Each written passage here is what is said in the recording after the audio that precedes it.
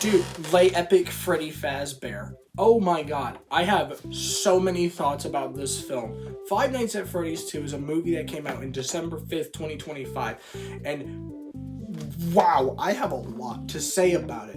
In fact, I have so much to say. I am recording this video right after I saw the movie, so my opinion will most likely change. I got out of this movie being like, holy slop fest. Guys, I just want to preface this. I'm one of you. I like Five Nights at Freddy's, okay? I even like the new lore with the Mimic and stuff. I'm keeping up with the franchise, and I genuinely like Five Nights at Freddy's, okay? I have some plushies. I just got the Jazzware ones, okay? I keep up with Five Nights at Freddy's. I like the series, okay? This movie is a mess. Okay, so I'm going to start with no spoilers, and then we're going to hop skibbity into spoilers.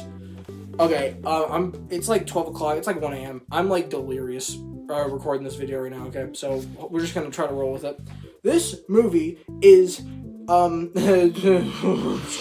let's start with the good. On his monitor for boss race, time to wake the others, now we'll show him who the boss is. Call me Freddy, I'm the no spoilers. There are moments in this film where you can see a really good movie in there. The beginning is really well done. And you can see good moments in the film, and then there are moments that you're just like, why'd you do that, man? I hate the movie, but it's like, I'm gonna just start spoilers, so, spoilers, don't watch if you don't want to get spoiled. Oh god, I hope you can hear me. How do I say this? The beginning's really good. I thought it was really well done. The way they did Charlotte and the puppet, I thought was really cool at the beginning with Charlotte saving a kid and then getting stabbed by Willie. That's pretty cool. That's well done. I thought it was cool. And then it was framed as like Fazbear sweeping it under the rug. You got Freddy Fazbear sweeping it under the rug. That's epic. And then like the movie just falls off a cliff after, in my opinion. I like the Toy Chica subplot with Abby. I thought it was very well done. Epic. Megan Fox actually does a pretty good job at sounding like a robot, because her performance in movies and stuff is kind of subpar most of the time. Matt Pat does a pretty good job as Toy Bonnie, I guess. I don't really care. Honestly, if you didn't tell me that was Matt Pat, I would have had no clue, but yeah, he's okay, I guess. And then Toy Freddy is my freaking GOAT, Transformer and Five Nights at Freddy's legend, Kellen Goth. I love you, Kellen. Voice Toy Freddy. He did a very good job at voicing Toy Freddy, I thought. And then Balloon Boy was in the movie too. He dies. Good. Speaking of dying, let's talk about the Royal Rumble at the end. Call me Freddy, I'm the teddy with a temper. When I see a face like yours, I remember. Yeah, okay, so people are like, oh, fort building in the first one was pretty dumb. Well, in this one, there's a WWE wrestling match with the animatronics where the original animatronics fucking murder the toy animatronics. That's epic, I guess. They did the same thing in the Epic Twisted Ones animatronic book. I could grab the book.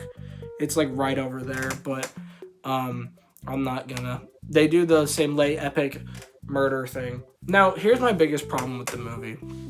And it's a problem that doesn't seem very apparent, but I thought they would learn from the first movie about the villain problem.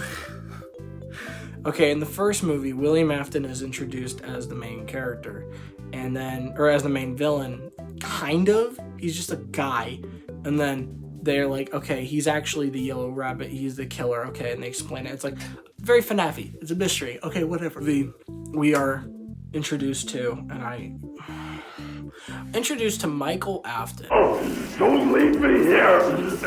My God! And if you don't know Five Nights at Freddy's, like I know Five Nights at Freddy's, because I am not a fake fan. Michael Afton is the son of William Afton, and they have the same name as Mike Schmidt because they're the same fucking character in the games. In the movie, They are not the same guy. So now we have two guys named Michael. That's not frustrating at all. Thank you, Scott, for naming your characters like 3 names. You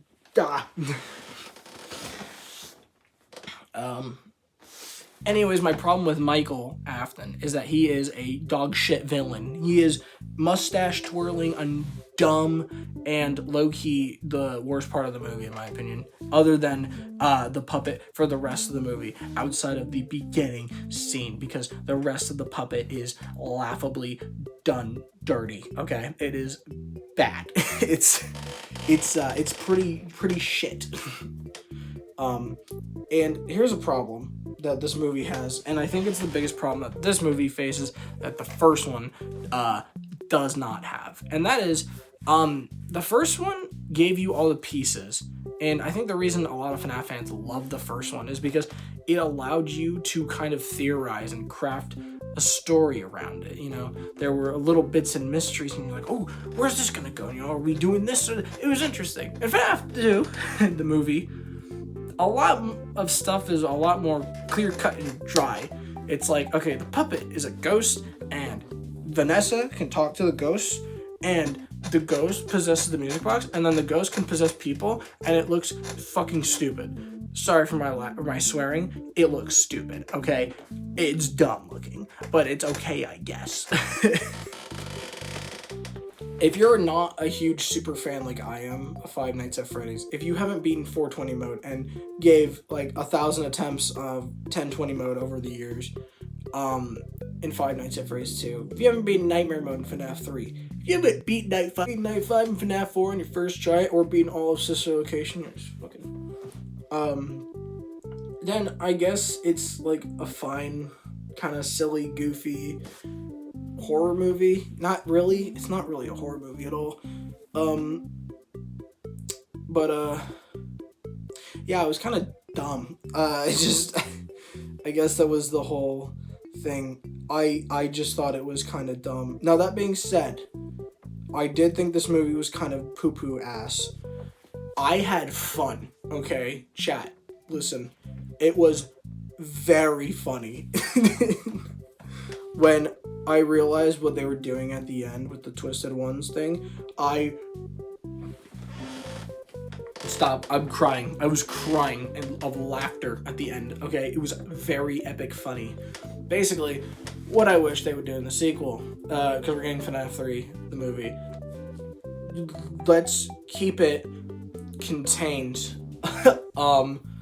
There's scenes in this movie, in FNAF 2, the movie, where they introduce, spoilers, they just throw Circus Baby, the fucking 7-foot-tall Funtime animatronic, they just throw it out there like fucking nothing, okay? Like, straight up, just fucking Circus Baby. I'm like, whoa.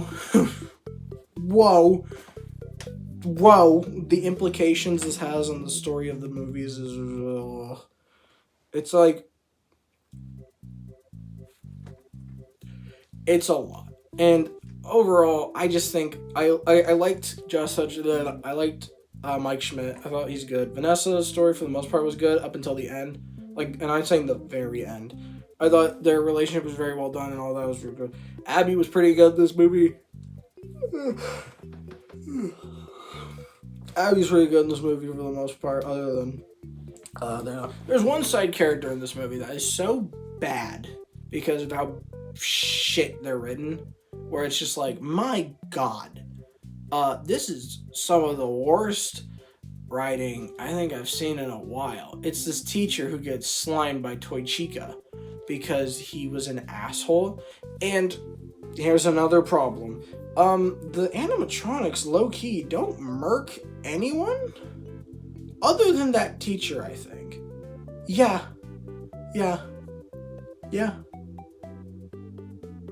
No, they do murk those people. They're these like ghost hunter people. They get slimed out. And then, so that's a kill count of 4. The problem with these movies is people need to get murdered more. I'm just rambling at this point. I'm just going to end the video here because I am just yapping at this point. I have a lot of thoughts on this movie. I might do a follow-up. I might not. I don't know. Rating it, it's definitely not like a 12%. I think critics are way too hard on it.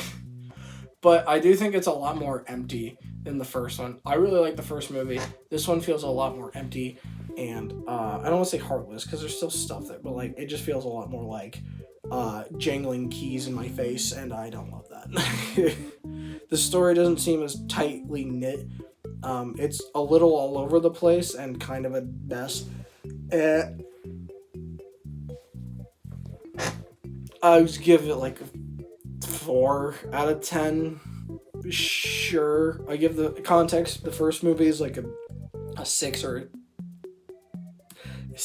a 7 for me. We will go with 7. And then this one is like not that at all. So